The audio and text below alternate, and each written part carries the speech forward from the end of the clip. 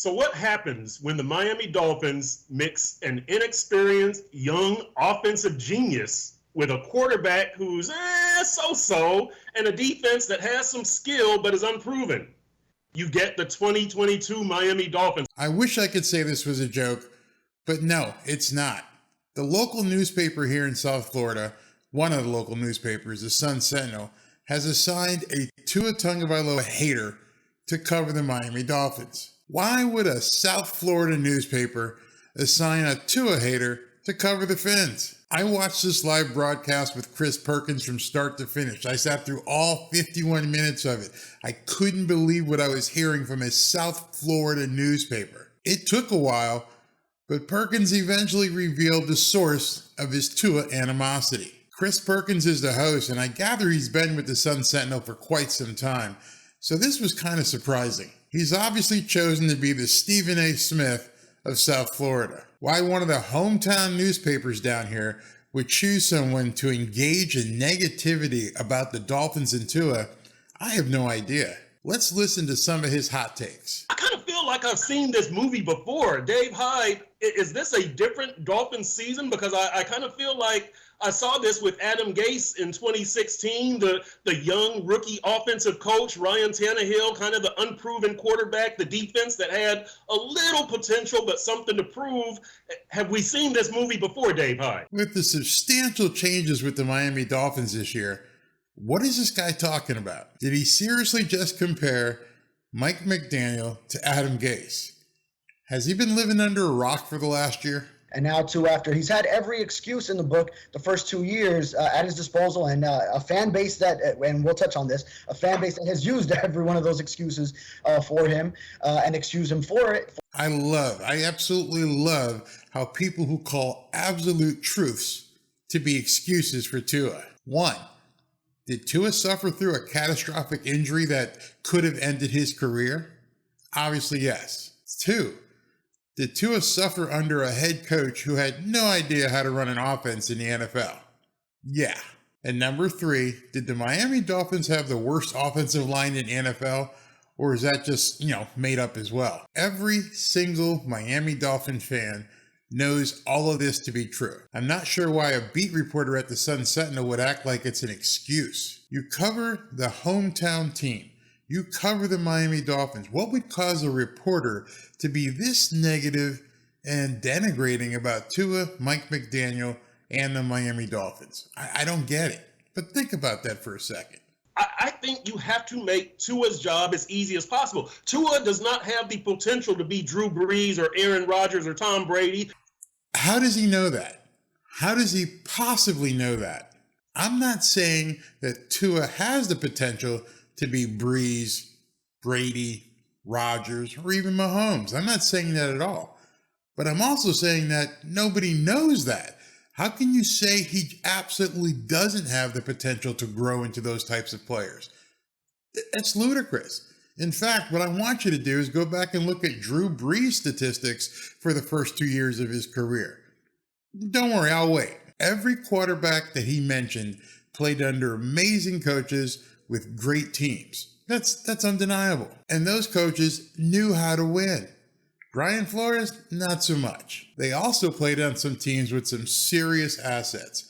You can't refute that either. And none of them, not a single one of them, came back after a catastrophic injury and also had to play during a pandemic. I'm not saying that Tua will be in the same category as Drew Brees, Aaron Rodgers, and Tom Brady, but I'm also not stupid enough to say he definitively won't. Man, if you put too much into his hands, I don't think this offense is going to go that far, Dave Hyde. This guy obviously doesn't understand Tua Tagovailoa is QB1. And other than doing a broadcast filled with bombastic hot takes against Tua, what does he have to substantiate what he's been saying? Tell us what Tua did in the offseason, his work with the trainers, and how is that going to manifest itself?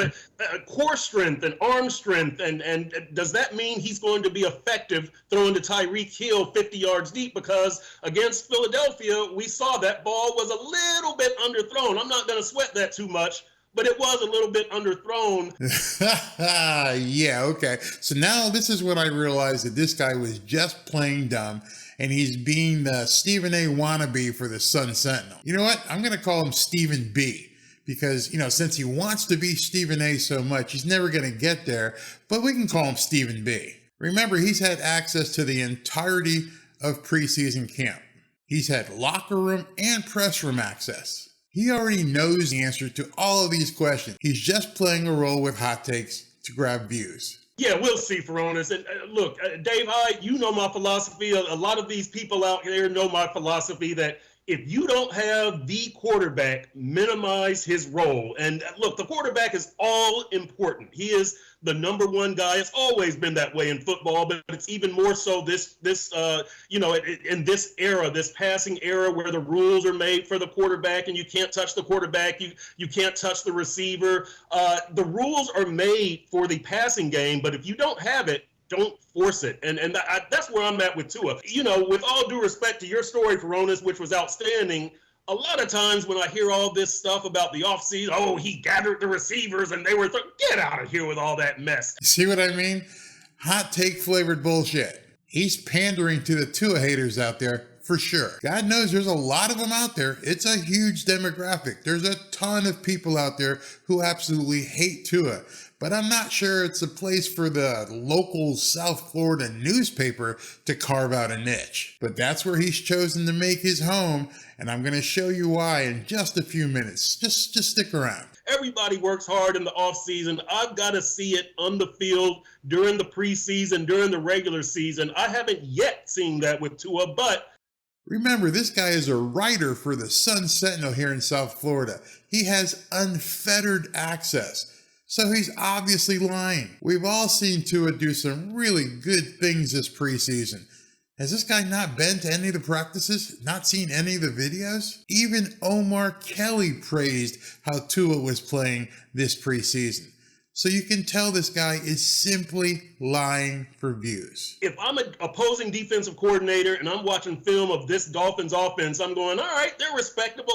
I see some things I have to guard against, but nothing scares me. I guess he never interviewed the defensive backs from the Philadelphia Eagles. Well, It's pretty fast, I know. I never seen somebody that fast in my life. Like, that's a different type of speed. I gave myself a 5-yard head start, and he still got by me. So kudos to him and his God-given speed. The ignorance on display here is incredible, but there's even more. But I'm saying it's kind of like in the NBA, just because you see Golden State and Steph Curry hitting threes, if you don't have guys who can shoot the three, don't shoot the three. If you don't have guys who can fling it all over the yard, don't try to fling it all over the yard. So that's kind of my thing with this offense and this NFL. What? Seriously? I don't even know how to comment on this insanity. Did he even go to any of the practices? Why is this guy trying to gaslight people? Come on, Stephen B. You can't gaslight us. We've seen it. We're going to get to the player vote for the team captains and whether anybody believes that Tua was the leading vote getter. Ron DeSantis and his election police, when we're talking about voting, whether it's Trump and Mar-a-Lago, whether it's the sports writer from the Sun-Sentinel seriously just compared Tua's captain vote to something out of Ron DeSantis and Donald Trump? Really, Wokester? Is that what you're doing? I have no words. Nothing can describe this absurdity. Why has he descended into politics? Why bring Ron DeSantis and Donald Trump into this? Are you kidding me? Stephen B's audition for ESPN is solidified. Go ahead and submit the tape. Denigrating Tua, bringing Ron DeSantis and Donald Trump into your broadcast? Yeah, okay, Wokester. The weather coverage, we got a few storms brewing out there in the Atlantic. Always check Sun-Sentinel.com. We'll have the latest. Sending a shout out to your previous beat. That is covering the weather, baby. Covering the weather. I was all over it. I had two of the busiest seasons in Atlantic hurricane season history with 30 storms in 2020, 21 storms last year. So wait, what? Stephen B went from covering the weather for the Sun-Sentinel to take an Omar Kelly spot covering the Dolphins? Was there no one else available?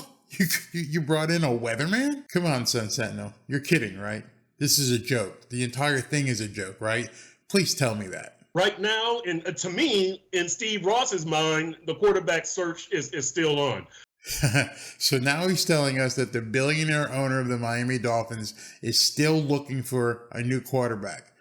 The suspended owner of the Miami Dolphins is currently looking for a new quarterback. Months after he spent a whole lot of money bringing Tyreek, Teron Armstead, Cedric Wilson, Raheem Mostert, all these guys are coming to Miami, and he hires a new coach, and a new coach embraces Tua, but you think that Stephen Ross is looking for a new quarterback.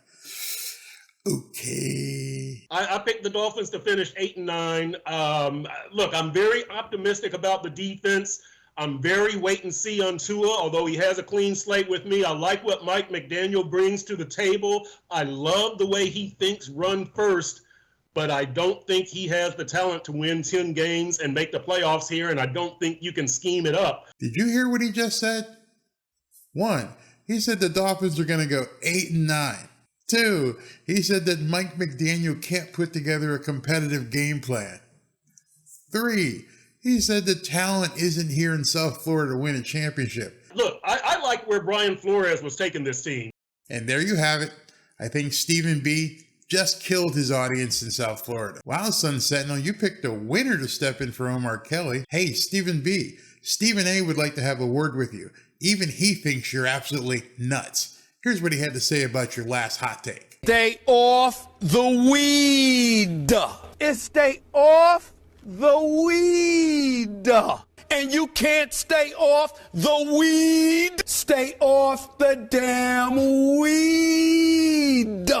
And they don't listen. Stupid. But his audition for First Take is on the books. He's obviously built some street cred with the wokester crowd. Who knows? That was his first episode, and he may end up having the best podcast covering the Miami Dolphins in all of South Florida. Let me know what you guys think about this. Maybe you actually loved and agreed what he had to say about Tua Tagovailoa and Mike McDaniel. I'd love to know if that's what you think. I could be wrong. Maybe Stephen B does have his finger on the pulse of the Miami Dolphins this year. Let me know what you think, and if you'd like to see any of my other videos, go ahead and click on one of these two right here. Fins up and stay away from Stephen B.